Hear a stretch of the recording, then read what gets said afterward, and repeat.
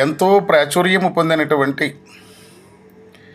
వేమన గారి శతక పద్యాల్లో ఆంతర్యాన్ని గ్రహించలేని కొంతమంది ఇంకా ఉన్నారు. అది చూడడానికి వినడానికి చాలా సుందరంగా సరళంగా ఉండినటువంటి తెలుగు పద్యాలు.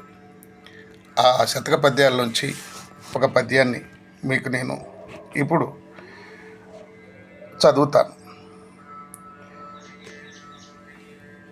చిక్కియున్న వేళ సింహంబునైనను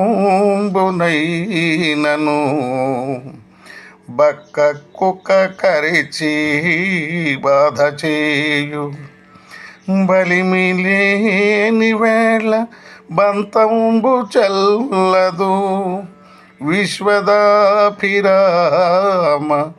వినురవేమా. చిక్కియున్న వేళ సింహంబునైనను బక్క కుక్క కరిచి బాధ చేయు, బలిమిలేని వేళ బంతంబు చల్లదు, విశ్వదాభిరామ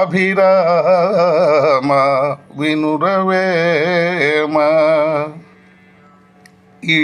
దీని భావము: అడవికి మృగరాజు కావచ్చు సింహం, కానీ బాగా బక్కచిక్కిపోయి ఉంటే